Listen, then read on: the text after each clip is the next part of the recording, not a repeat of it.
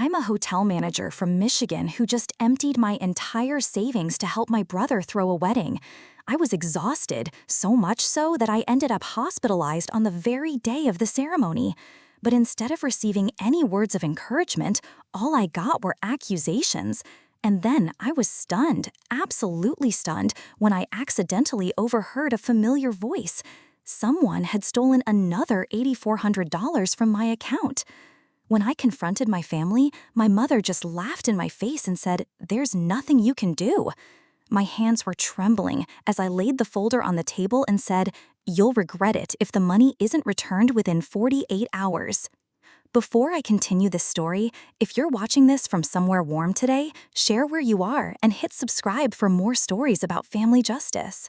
My name is Avery Cornwall, and if you've ever been the eldest child in a family where the youngest is the center of the universe, then maybe you'll understand what I'm about to say. My family, the Cornwalls, aren't the type to show affection. We're known around this Appalachian region for owning a mine that's been in operation since my great-grandfather's time. My father, Christopher, is a hard, quiet man. He talks little and works much. My mother, Scarlett, is always polite, elegant, and cold. On the outside, we looked like the model family, but inside, I was the child who grew up under standards I could never meet. From an early age, I was taught the eldest daughter must set the example, must sacrifice, must work harder. But that rule didn't apply to my younger brother, Nolan. He was the family star, even when he did nothing to earn it. Bad grades? No problem, he's only 10. Got a consolation prize in a school art contest? My mother hugged him like he'd just won a Pulitzer. As for me, I grew up with the sound of rock crushers and the sting of sulfuric acid drifting through the mountain winds. At 8, while my friends were still playing at recess, I was wearing gloves, picking up fallen ore from the mine floor. Every time I bent down to pick up a jagged rock, I remembered my father's words. If you want to inherit this place, you need to understand every vein it runs through. But I never really understood what I was inheriting, except the burden.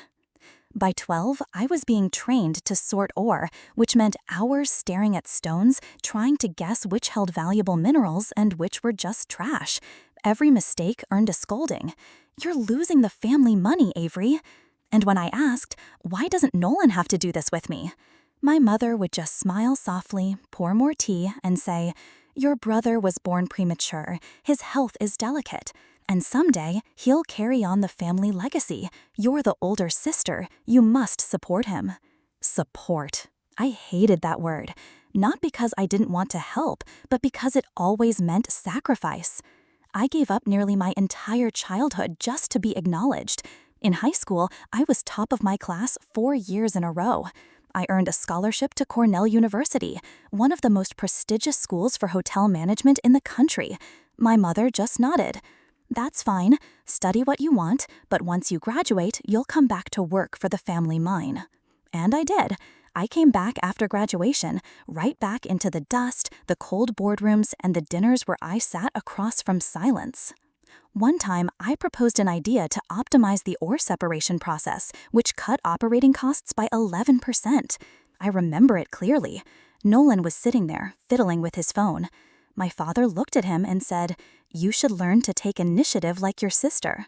But the next day, I read the internal report. It said, "Initiative, Nolan Cornwall." You see, I wasn't just overlooked, I was erased from my own efforts. I used to think I could endure it, that if I worked just a little harder, pushed just a bit more, there'd come a day I'd finally be part of this family, not just a quiet, supporting character. But no, the love never came, at least not in the way I had hoped. In my family, the name Avery was always followed by "not quite enough" or "still lacking." But Nolan's name was always accompanied by "brilliant," "promising," and "the heir." I'm not jealous, I'm just hurt. You know, there's a particular kind of loneliness. It's when you live with your family, eat dinner with them, laugh in front of them, yet still feel invisible. I used to think it was my fault, that if I worked harder, behaved better, gave more, one day my father would look at me the way he looked at Nolan. One day my mother would proudly call me daughter. But I was wrong. And after a long time thinking it through, I made a decision. I have to leave this place. I left the family company on a June afternoon. No warning, no farewell, no one tried to stop me. I simply left my office key, an unsigned file on my father's desk, and a short message for my mother. I need to breathe. I need to do the work I love, the work I once studied for. I didn't expect them to understand, but I also didn't expect their cruelty to be so swift and so sharp. Exactly 30 minutes later, my phone buzzed. A message from my mother. A hotel? Receptionist? Do you know that job's no different than a guard dog? A Cornwall doing that? I stared at the words. My heart didn't hurt. It felt hollow, as if I'd just stepped out of a suffocating room only to find a vast, empty valley. No one and nothing waiting for me. A few hours later, it was my father's turn. No beating around the bush. Just, "You're wasting opportunities most people would kill for." No questions. No, "Are you okay?" Just cold disappointment, dressed up as concern. Still, I chose to leave the mountains, not to run away, but to start living by choice. I moved to a small town 3 hours away, where no one knew me as Nolan Cornwall's sister.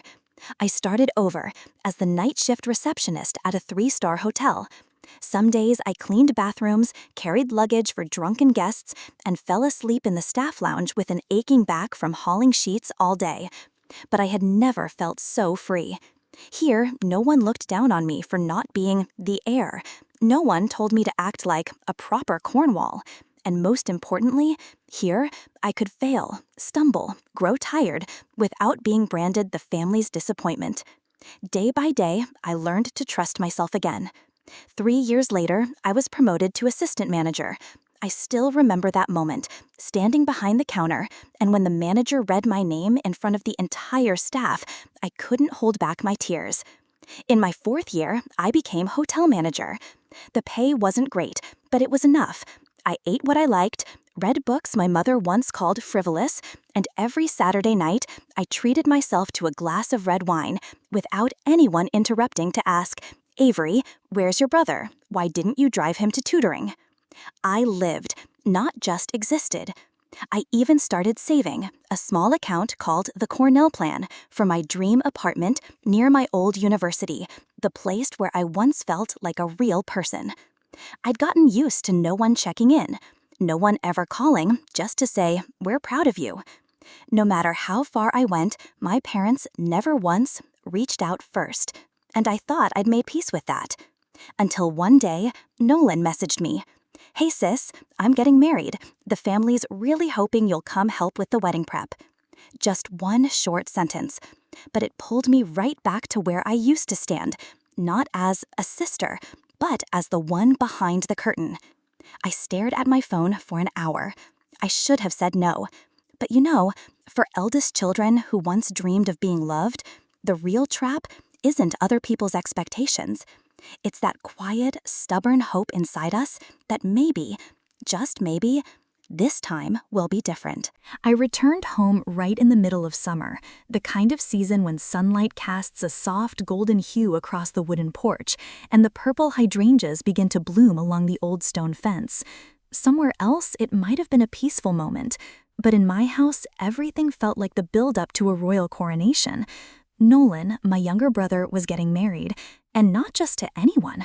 Bella Vaughn, the only daughter of a family that owns a sprawling chain of real estate and golf courses across the state.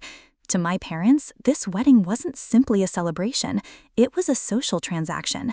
A chance for the Cornwall name to be whispered at rooftop cocktail parties in Manhattan, a day when we could hold our heads high. Only, I had never really been a part of that we. On the very first evening I arrived, before I could even take off my shoes, my mother pulled me into the dining room. On the table was a thick, nearly 20-page booklet, bound, full color, neatly indexed. Wedding plan, estimated budget and timeline. My father cleared his throat. "We'll cover the major expenses, venue, catering, the wedding gown." His voice sounded like he was discussing a property investment. Then my mother looked at me with the expression I knew too well, half trust, half command. "Avery, you'll handle the hotel bookings, the welcome party, and logistics coordination. This is your area of expertise." I hadn't said a word when she continued, Oh, and Bella is really into classic French decor. Help me reconnect with that floral team we used in Boston, will you? I stood there, silent. I had thought I came back to attend the wedding as a relative. Turns out, I'd just been assigned the role of head coordinator, unpaid, unconsulted. No one asked, "Avery, do you want to do this? Do you have time? Are you well enough?" They simply assumed I would serve. Bella was gentle, the perfect bride, at least in public. She called me sis, hugged me when people were around, and offered soft thank yous whenever I got something done. But behind closed doors, she'd text me at 11 p.m. "Could you change the wedding menu? I don't like asparagus." Or send over a 4-page Excel sheet with a flower list that needed to be finalized by morning. A week in, I realized I was holding 3 sets of detailed expense reports, 2 incomplete guest lists, and a bank account slowly hemorrhaging. The wedding costs were climbing by the day. At first, my mother said modest, intimate, but the cocktail hour turned into a 5-wine tasting. The venue changed from a hall to a lakeside villa with a dock, live music, and a cold spark fireworks show. I asked my mother, "Where is this money coming from?" She shrugged, like it was nothing to worry about. "Your father's courting new mining partners. Just front the payments for now. He'll pay you back later." I knew that would never happen. My father is not the kind of man who pays back anything except responsibility. But I said nothing. I didn't complain. Partly because I was already used to playing this role, and partly because I still hadn't smothered the tiny hope that if I just gave a little more, this time things might be different. The sweetest trap is when you think you've been invited into the family's joy, but in truth, you're just the one holding the strings behind the stage. And I still didn't know just how heavy that stage was about to become. At first, I recorded every expense in a small notebook, the same brown leather one I always used for budgeting. I stuck a blue Post-it on the front page, written in soft fountain pen strokes. "Nolan's wedding, family support." I thought I could keep it under control. But the costs didn't stop at French hanging florals or a lakeside villa. They bled outward, like ink spreading across white paper. Bella wanted Italian silk tablecloths instead of linen. My mother decided to hire a live band that once played at a senator's wedding. Then came the welcome gift boxes for the guests, imported chocolates, scented candles, gold-foiled cards, and many bottles of wine, not the kind you'd find on any store shelf. I asked, "Do we really need to go this far?" My mother replied, with a voice soaked in feigned hurt, "Avery, a wedding only happens once. Don't be the one who ruins the atmosphere." I began dipping into my Cornell plan, the savings account I'd set aside for my dream apartment near my old university. I told myself, after the wedding, I'll make it up. I'll work extra hours, take on overtime, cut my spending. Then I opened my laptop and sent a confirmation email to the wedding menu printing vendor, over $1,200. And just like that, my wallet kept thinning. Bella emailed me at 2 a.m. just to change the rose color from blush pink to pale nude. She added, "I'm sorry, but you understand this more than anyone. I trust you." I should have felt touched. Instead, I felt like a night shift employee, trapped in that blurry space between being trusted and being used. My best friend, Maya, video called me. She looked at me through the screen and saw the dark circles under my eyes, my messy bun, a sweatshirt stained with marker ink on the shoulder. Maya asked, "Are you sure this is Nolan's wedding? Or is it a luxury lifestyle slavery contract?" I laughed, but my throat tightened. I didn't know what to say. And so, every day, I worked until 11:30 p.m. I skipped decent meals, dropped yoga, canceled weekend coffee dates. I just worked, as if I were trying to prove something to someone who never really saw me. I reviewed my expense log on the 19th night since taking on the role of the responsible sister. The total amount I'd spent so far was $35,786. And no one had said thank you. But what hurt me most wasn't losing money. It was the feeling that every time I said no, I was treated like the ungrateful one. Every time I said, "I think this is a bit too much," my mother looked at me like I'd just embarrassed her in front of the family. Bella would sigh gently, eyes shimmering. "I thought you understood me better than that." They weren't requests anymore. They were emotional traps disguised as familial affection. And somewhere along the way, I had come to believe that if I didn't help, I was the bad one. That night, when I got back to my room, it was nearly midnight. I turned on the bathroom light, splashed cold water on my face, then looked up into the mirror. The mirror reflected a 32-year-old woman with hollowed eyes, a reddened nose from lack of sleep, and faint lines forming around her mouth, not from age, but from the habit of biting her lip when she's anxious. I stared at her for a long while. Then I whispered, like speaking to a stranger, "Why do you let people treat you like this?" No one answered, only the slow drip of water from a faucet that wouldn't close all the way. I braced myself against the sink, lowered my head. My breath came short. My chest felt like something was clutching it from the inside. I had once sworn to myself I would never lose who I was just to please others. But here I was, trading away every hour of labor, every dollar saved, every hour of sleep, every small dream. For what? A thank you? A nod from my mother? A glance that could almost be called recognition? I lifted my head again and looked into the mirror. This time, I didn't see a strong woman. I saw a little girl trying to be good so she could be loved. And I whispered, like realizing it for the first time, "You're not a bad daughter. You're just the daughter who was never enough." The night before the wedding, I was still working. I don't remember the exact time, just that the laptop on my lap was burning hot. The screen filled with an unfinished task list. Resend the dinner menu print files, confirm the number of vegetarian guests, make the final payment to the lighting and stage crew. I don't remember if I'd eaten dinner. I hadn't spoken to anyone except 4 urgent calls from my mother, 1 strongly worded message from Bella, and 2 missed calls from the transport vendor. I couldn't stand up. When Maya arrived, I was still trying to draft an email on my phone, hands trembling, vision blurry. She stepped into the room, took one look at me, and understood everything. She didn't say much, just gently placed a hand on my shoulder and asked, "Do you even realize how shallow your breathing is right now?" I laughed, a strange kind of laugh, crooked, unconscious, half grateful, half apologetic. And then I collapsed, right there, amid the piles of papers, receipts, and ribbonless wedding notebooks. Maya took me to the hospital. Initial diagnosis: exhaustion, dehydration, mild nervous breakdown. I lay in a private hospital room, the white light above flickering faintly, bleeding into patches with every shallow breath. The IV ticked softly in my ear. My phone was still in my hand. I was trying to send final instructions to the flower delivery team. I gathered all my strength and called my mother. I thought she'd ask if I was okay. I thought, for once, she might be worried. But when she picked up, her voice was steady, as if I were calling to report I was late for a meeting. "Avery, what are you saying? You're in the hospital now? Tomorrow is Nolan's big day. If anything goes wrong, who do you think will be held responsible?"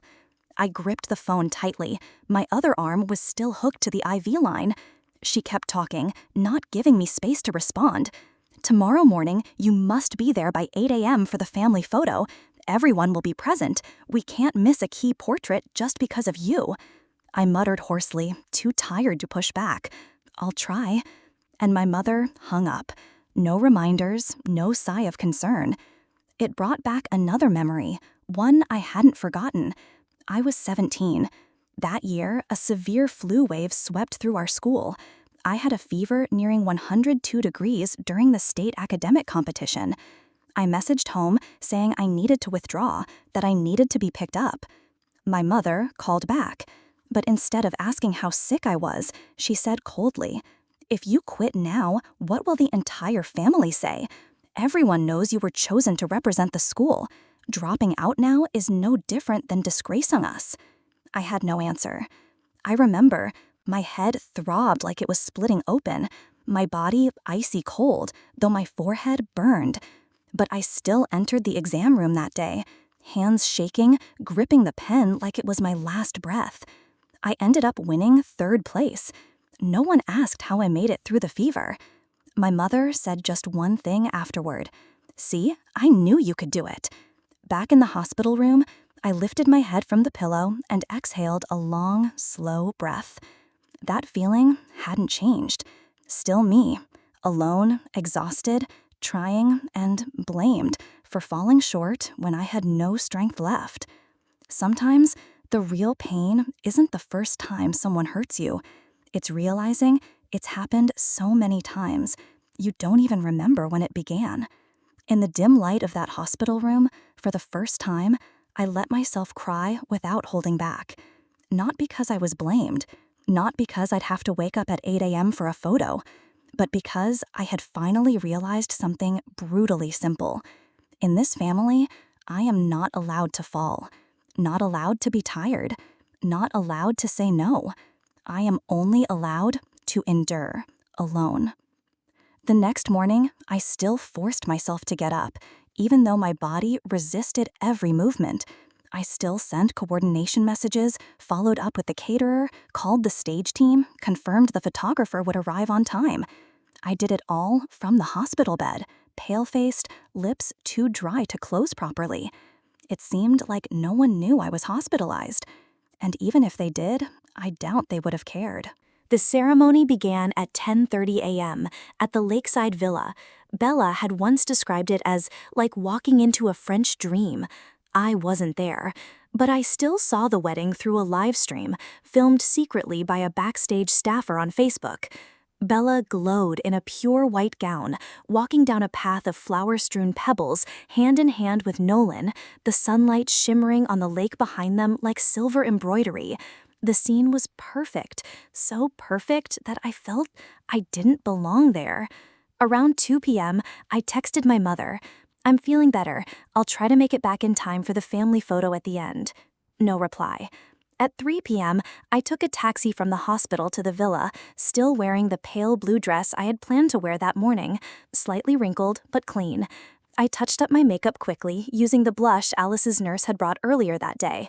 I just wanted to be in the photo, at least in the picture of a day I had paid so dearly for. But when I arrived, everything was over. The family photo had been taken just 15 minutes earlier. My entire family stood together. My father, my mother, Nolan, Bella, my grandparents, a cousin from Atlanta, even the 2 second cousins I hadn't seen in over a year. I walked quickly toward them, trying to smile, raising my hand to wave. My mother turned. Her eyes scanned me from head to toe, then paused at my still pale face. She frowned slightly. "No, dear, you still look too pale. I don't want the photo to lose its aesthetic. We've already taken it." Just one sentence, clean, light, clear, as if I were a misplaced chair at the wedding, something to be moved aside. My father said nothing. Nolan stood slightly behind. He didn't meet my eyes. Bella offered a faint smile. "I didn't think you'd still try to come, but everything's taken care of now." I stepped back. I found a restroom upstairs, locked the door, sat on the toilet lid, and buried my face in my hands. I had organized weddings for other people. I'd coordinated weddings for friends, for hotel clients, even for strangers. But never had I seen a wedding where the one who carried the heaviest burden wasn't in the final photo. I had never felt so erased from the very family I'd kept from falling apart. And in that moment, I wasn't even sad about being forgotten anymore. I asked myself why I was still trying to belong. But I still decided to stay. The guests were starting to loosen up. More wine was poured, the music turned louder and heavier with intoxication. I sat at a corner on the terrace, where string lights hung low above the long banquet tables, and the sound of the lake echoed faintly, like a quiet whisper. I didn't speak to anyone. No one asked if I was okay. I just sat there, like a fold at the edge of a tablecloth, tucked away after everything had been used. Around 9 p.m., I got up to find a bathroom. The second floor was quiet by then. Many rooms had already been locked for cleanup. I passed by the changing room for the event staff. The door was slightly ajar. And just then, I heard my mother's voice. "Don't worry, she won't notice. I've already rearranged that amount. She still thinks she's in control." I froze, not sure I heard right. I leaned lightly against the doorframe, holding my breath. Another voice, Nolan's, softer, but clearly hesitant. "You sure it's fine? If she finds out..." My mother cut in, chuckled. "Nolan, I know Avery. She won't investigate. She trusts people. That's why everything has gone smoothly so far." I walked away quickly. My heart pounded, not from fear, but from knowing in that moment something had crossed a line far beyond emotional hurt. This wasn't just about being unloved. This wasn't about being cut from the photo. This wasn't about unreasonable demands or indifferent words. This was about violation. That night, I didn't sleep. I went to Maya's place, the only person I wanted near me, and borrowed her laptop to check my account. I was used to tracking every transaction. I kept notes, tags, folders, organized files. But there was one transaction from exactly the night I fainted and was taken to the hospital. $8,400, transferred to an account named S. Cornwell. I stared at the entry. That name wasn't unfamiliar. Scarlett Cornwall, my mother. And at that moment, I couldn't believe what I was seeing. I double-checked, logged in again, called the bank, and they confirmed. The transaction was completed with the correct account information, the correct PIN, the same device used before. Everything looked legitimate. I set the phone down. The room was so quiet, I could hear the tick of the wall clock. Maya sat next to me, silent. She simply reached out and held my hand. For the first time in my life, I didn't pull away. I was used to being overlooked. I was used to being pushed aside. I was used to unfair expectations. The next morning, I chose a simple white shirt and cream trousers. My hair was neatly pulled back. No perfume, no jewelry. I wanted my presence to be quiet, but not invisible. I arrived at the house at 9:05. The air still carried the scent of waffles and freshly brewed coffee. Sunlight slipped through the oak-framed windows, casting a warm, honey-colored sheen across the floor. On any other day, this would have stirred a sense of home, but today it felt like a carefully crafted disguise, wrapping around something no longer whole. My father sat reading the newspaper.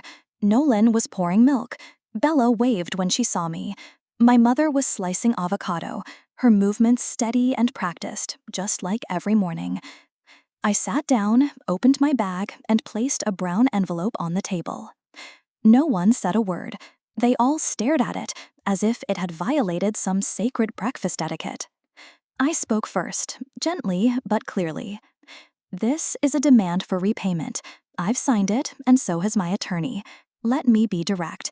The night before the wedding, $8,400 was withdrawn from my account. Technically legal, but ethically unauthorized." Bella put down her spoon. Nolan stopped chewing. My father slowly folded his newspaper. Only my mother's face remained unchanged. She looked at me and smiled faintly, the kind of polite smile she used to decline invitations from people she deemed beneath her. "Avery, you're blowing this out of proportion. It was just money for the honeymoon. I had to help Nolan, and you had enough." I didn't respond right away. Instead, I pulled out another sheet, a bank statement. I turned each page with care and clarity, the way I wanted the truth to be revealed.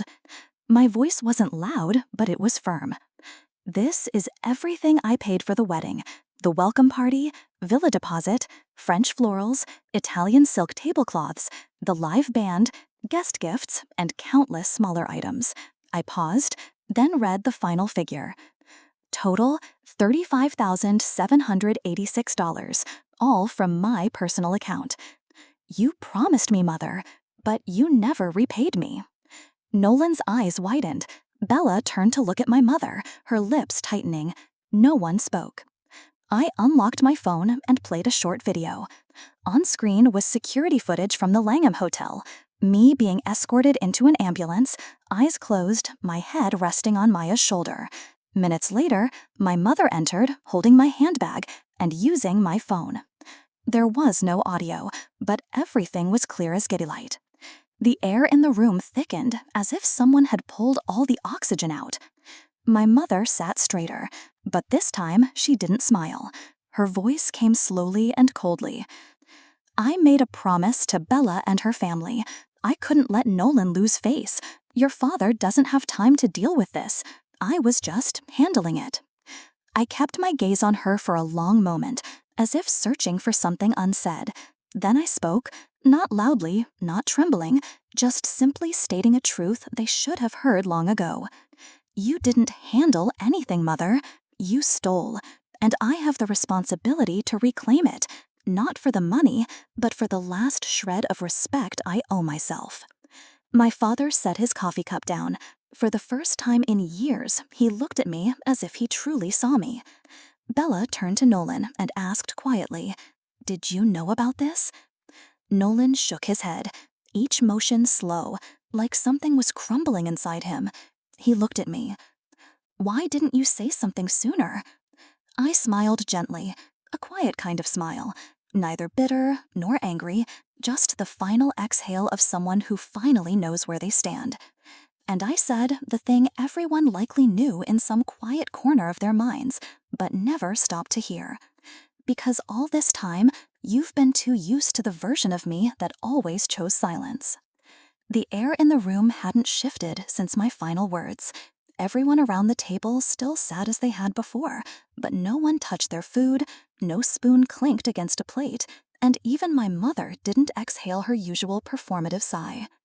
Everything felt suspended, as if this familiar kitchen had fallen into a new atmosphere, heavier, more honest, impossible to pretend in. I stood up, pulled my chair back gently, collected the brown envelope and bank statement, papers that had been heard but never truly received. No one looked up, because the moment someone did, they'd have to face the truth. And I said, calmly, like someone who no longer waits for miracles from blood ties, "I'm giving this family 48 hours to return the full amount, $8,000 withdrawn without consent, and $35,786 I paid for this wedding. I don't want this to escalate, but if, by the end of Wednesday, the funds aren't returned..."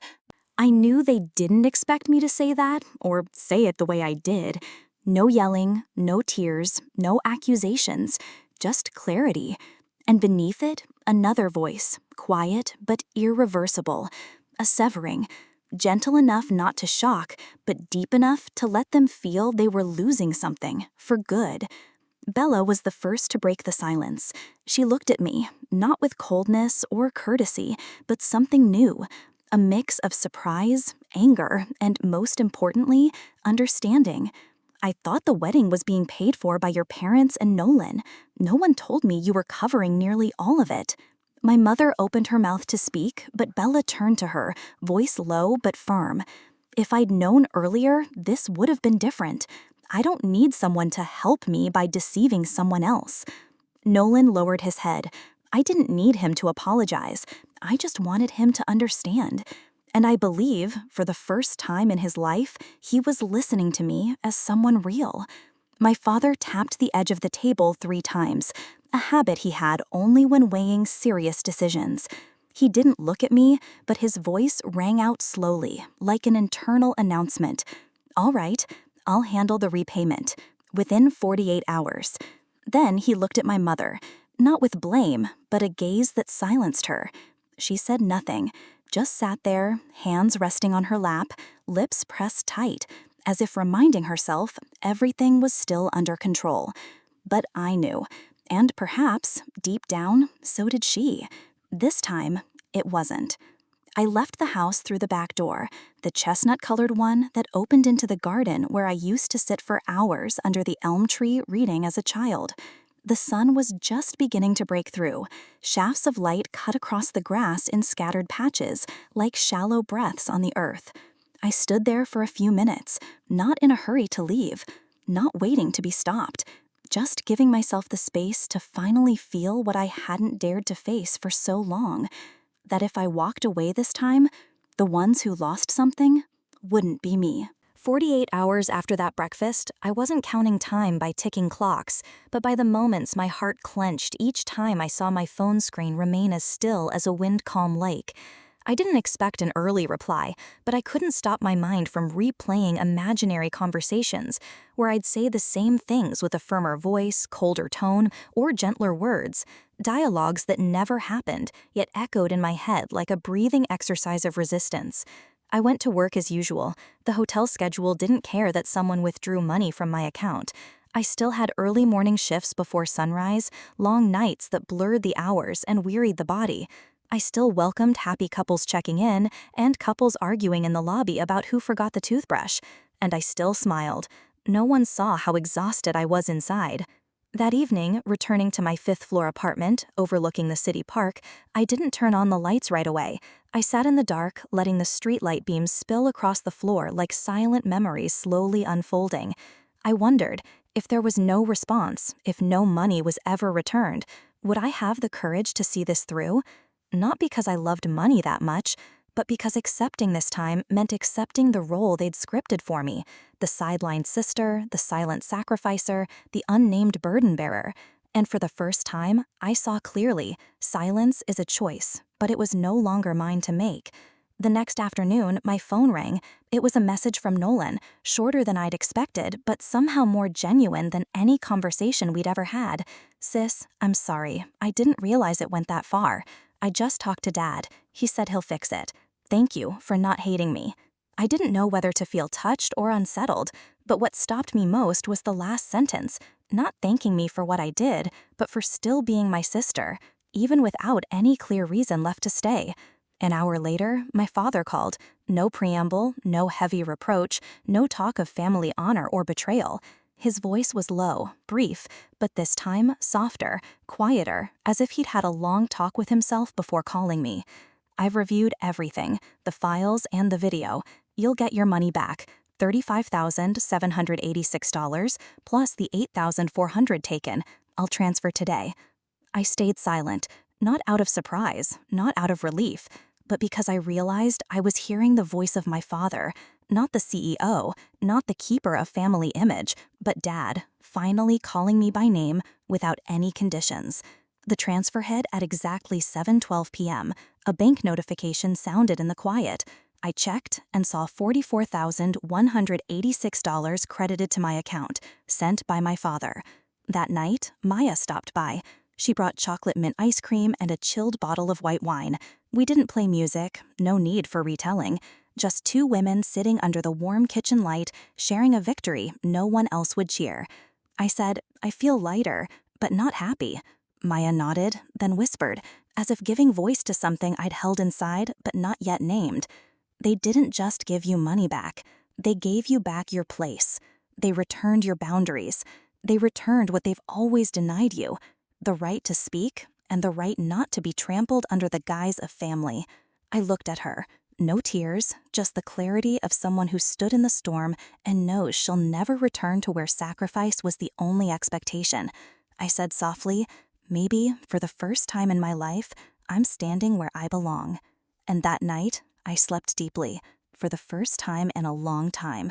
No dreams, no jarring awakenings, no need to stay on guard. I thought after that confrontation, things would calm, like a storm passed, leaving water-soaked earth but no thunder. I was wrong. Not because another storm came, but because someone who'd stood at the edge of every scene suddenly stepped into the center, with a voice so quiet the whole room stilled to listen. It was a Saturday. I stopped at the small cafe near the hotel to review weekly reports and send some emails to finance. The atmosphere was, as always, gentle jazz, clinking cups, quiet calm like silk. I didn't expect to see anyone I knew. Least of all, Bella appeared, wearing a simple beige jacket, holding a stack of documents, her gaze strangely pensive. She didn't bring Nolan. She wasn't with her mother. She didn't wear that polished smile I'd seen at lavish parties. Just a small nod, and she sat down across from me, as if we'd had an unspoken appointment. "Can I talk to you?" she asked, not loudly, not guarded, but with a sincerity that felt fragile and heartfelt. I nodded, not out of curiosity or politeness, but because I sensed this time she hadn't come to defend anyone. She came to share something she'd been holding for too long. "I didn't know," Bella began, her fingers tightening around the glass. I didn't know about the money, the video, how you nearly ended up in an ambulance. I only heard from my fiancé's mom that you helped a lot, that no one said how much. I, frankly, believed everything was fully covered by his family. She looked up at me, her brown eyes glossy, not with anger, but as if she was stepping free from an illusion she once believed in. I'm not naive, she continued. I knew how his family saw you. By the way, they changed the topic when I mentioned you, fast, so no one noticed what I was asking. That sentence froze me for a moment, not because I was surprised, but because I didn't realize how visible I'd been, even in the silence they'd all practiced. Bella lowered her gaze. She opened the file in front of her, pulled out a sheet, and slid it across to me. It was a detailed financial breakdown, wedding costs, paid expenses, and a column labeled internal sponsorship, a euphemism for the silent contribution I thought only I remembered. I don't believe it's fair that someone had to pay nearly $40,000 to maintain a family's image no one ever thanked her for, she said, this time with clear, steady conviction. And if anyone deserved respect most at that wedding, it was you. I looked at her, long and fully, not in doubt, but because I was listening, not just with my ears, but with a heart too familiar with disappointment to easily trust good. But this time, I felt no need to build a wall, because Bella didn't come to rescue me. She came to stand with me. I used to think, I said slowly, that you sided with his family, just because you were going to join it. Bella offered a sad smile, as if realizing something important no one had taught her before. No, she replied softly. I wasn't siding with them. I was siding with what's right, and this time, they were wrong. We left the cafe after nearly an hour. No hugs, no promises, but a look, just long enough to know. Some alliances need no contract, just two people, once cast aside, seeing each other fully. And I, for the first time in years, had an ally I never expected to find, in the very house that made me most alone. 3 days later, I walked into my father's office, the place that until now held only one-sided orders, never room for resistance. Bella was right. Some things can't be sent via email, can't be spoken over a hurried breakfast. There had to be a confrontation, even knowing I'd be the quietest voice in the room. The office, designed like a power base, leather armchairs set higher than the desk, an angled lamp casting shadows over anyone seated opposite, geological maps on the walls reminding of the family's origin, earth, rock, things pulled from deep within. I sat in a wooden side chair. Nolan sat between us, as if trying to bridge something he didn't know where to begin. My father entered last, holding a glass of whiskey as he always did when there was something serious. The only thing different today was me. I didn't come for explanations. I came to see if they had the courage to name what everyone had avoided, abuse disguised as family. He sat down, leaned back. His gaze met mine for a few seconds, then moved on, as if I were just another trivial report. Nolan broke the silence first. "Sis," he said hesitantly, I didn't know how bad it was. I thought Mom asked you, that everything was voluntary." I looked at him, not accusing, not forgiving, just the gaze of someone who'd tried shouting in a silent room, and no one wanted to take off their headphones. "You thought," I repeated slowly, "but thought isn't knowing, and not knowing isn't innocence." My father sipped his whiskey, then set the glass down, clinking the table, as if to stop me from continuing. But I didn't stop. I'm not here to beg. I'm not here to unpack grievances. I'm here to reset boundaries, things that should have been set long ago. You always said family is the foundation. But if that foundation's built on overlooking, covering up, me staying silent to keep the peace, then I don't need that foundation anymore. He straightened in his chair, eyes narrowing. "Who am I talking to, Avery? Your father? Or some incompetent boss in your imagination?" His voice wasn't raised, but it was sharp, like a polished blade of pride and denial. I stood my ground, and for the first time, I answered without retreating. "No, I'm speaking to a father who once thought the family's reputation mattered more than his own daughter's dignity." Nolan looked down. The room's air thickened, like smoke settling into skin. I wasn't sure if my father was angry or calculating how much shame he could bear and still maintain the rest. Then he sighed, not in annoyance, but with a weight that felt like concession from someone who never apologizes. "What do you want then?" he asked. I paused, not from doubt, but because I knew this was the moment I fully got to choose the boundary. "I want an apology, not because of money, but because of how you all dismissed me. And finally, I want you to say what you've avoided all these years, that I've always been a real part of this family, even if you never treated me as one." Silence, long enough to hear the old wall clock tick. Nolan looked at my father, and for the first time, I saw him stop avoiding. No longer just the protected son, but a man learning how to step out of his creator's shadow. My father stood, walked toward the window, watching my mother tending flowers in the garden, her routine ritual. Light filtered through blinds, half of his face falling into shadow. Then he spoke, not looking back, but loud enough I heard clearly. "If what you need is acknowledgement, then I have no more reason to stay silent. Avery, you carried an entire wedding, an entire family, while I just watched. And perhaps I was wrong." I didn't respond, not because I forgave him, but because I knew some words, spoken after years of silence, should stand as they are. A milestone, not pushed away, not held close, just left there like the final cut that stopped bleeding. And I stood, then left, feeling slightly lighter, not because I was loved, but because I no longer had to wait for it. 2 days after that final confrontation, I saw Dr. Bennett. It was a drizzly Monday morning, and my old coat offered little warmth as I entered her consultation room, hints of mint in the air and gentle instrumental music playing. I sat in the armchair opposite her, one with deep green velvet armrests, slightly sunken, as if waiting long for an exhausted soul. "The favored daughter and the scapegoat," she said, after I recounted breakfast, the security footage, and my mother's calculated calm. I furrowed my brow. "That's a familiar pattern in dysfunctional families," she explained, gently placing a puzzle piece into its space. "One child is idealized, a center, a hope, a reason for control. The other, usually more sensitive, more independent, is labeled the troublemaker, blamed for parental disappointment, used as excuse for punishment, silence, or ongoing disapproval." I was silent, not shocked, but because that old feeling of not belonging suddenly had a name. I remembered my 12th birthday, asking why Mom didn't show up, and Dad said only, "Because you made her mad." Or when I received a summer scholarship to Paris, she didn't say congratulations, only warned, "Don't come back with those foreign habits." I never connected those dots. I thought I was just not good enough. "The scapegoat isn't the troublemaker," Dr. Bennett said, unwavering. "It's the child that refused the role, the one so sensitive they must be cast out to maintain family order."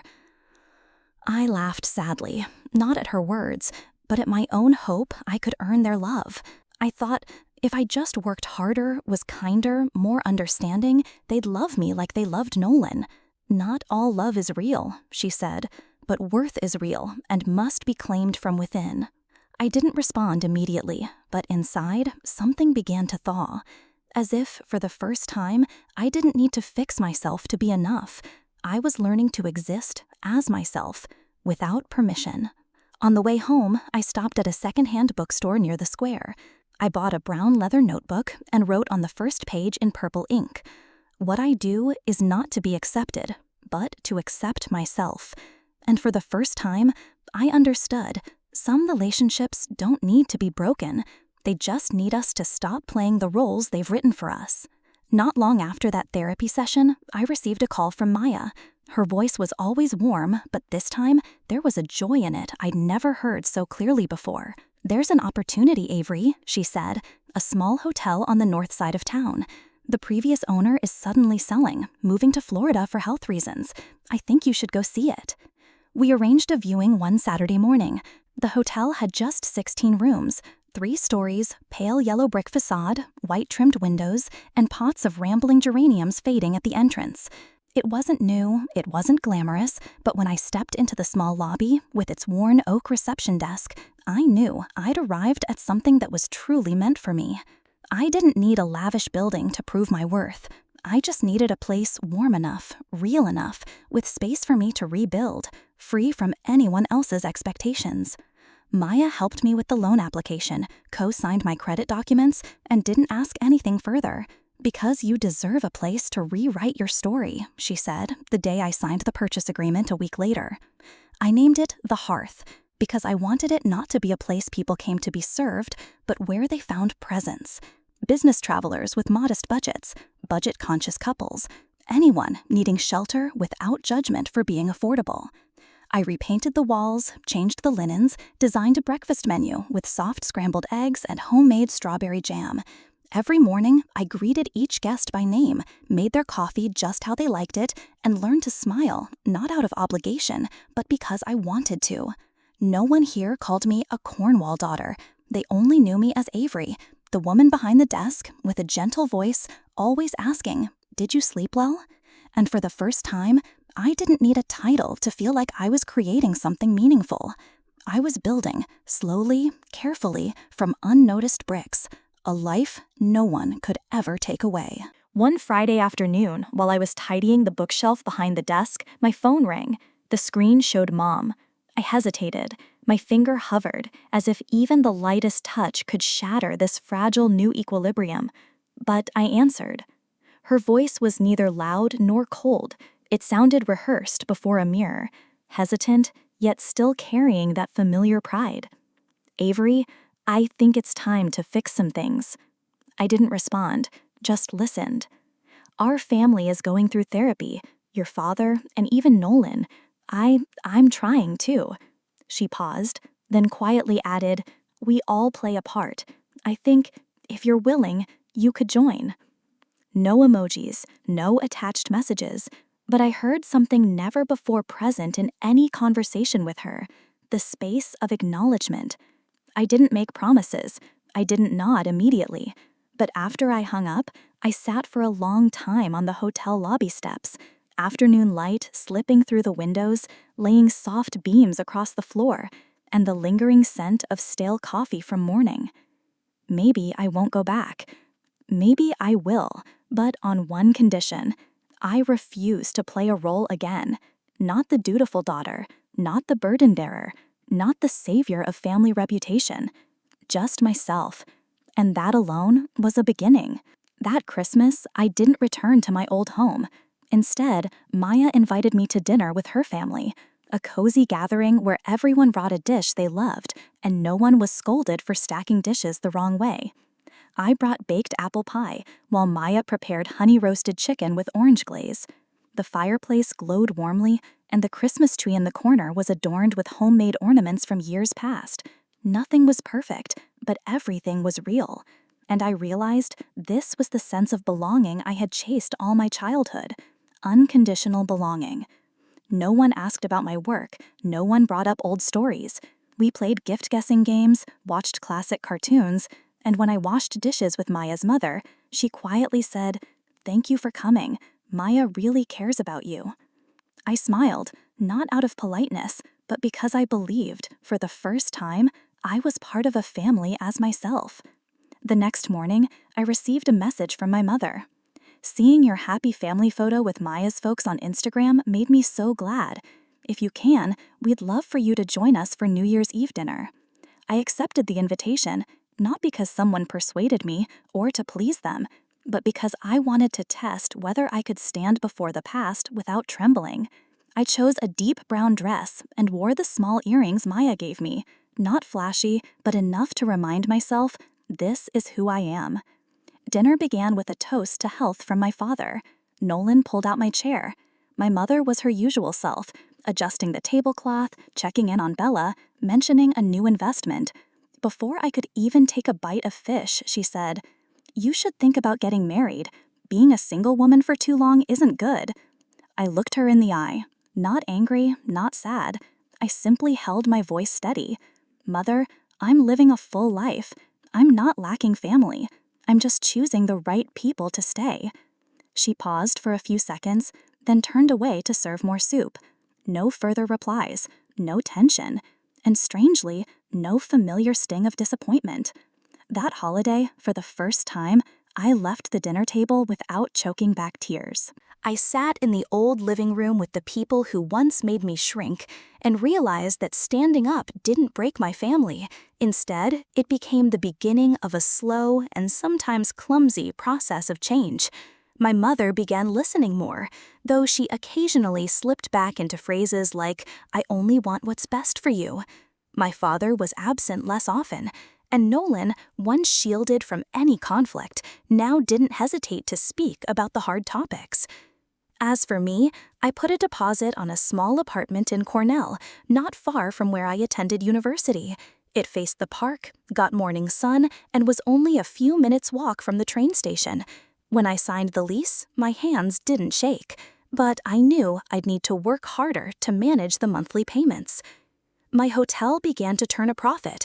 We received many positive reviews, especially from long-stay business travelers. One of them was James, a regular from Chicago who booked the second week of every month. At first, he was polite and distant, but gradually he began to ask my name, talk about books he carried, and invite me for evening walks in the park, without hurry, without expectation. 6 months later, he proposed with a simple, heartfelt sentence.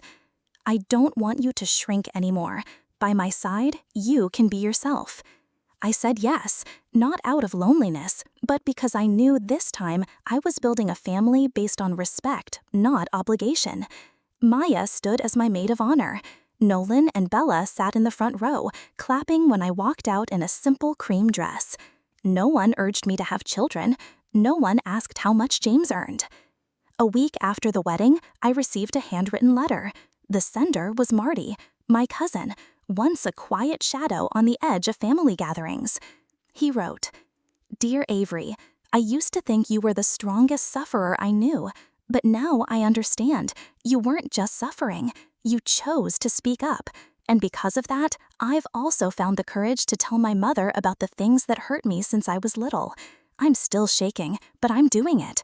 Thank you for being brave. You may not know this, but your actions have illuminated the darkness in my life."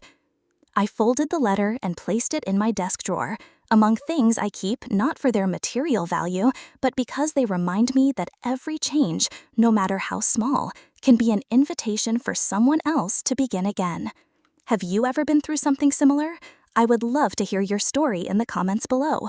If this journey has been meaningful to you, please like, subscribe, and share with those who may need to hear that sometimes our deepest wounds can become our greatest gifts.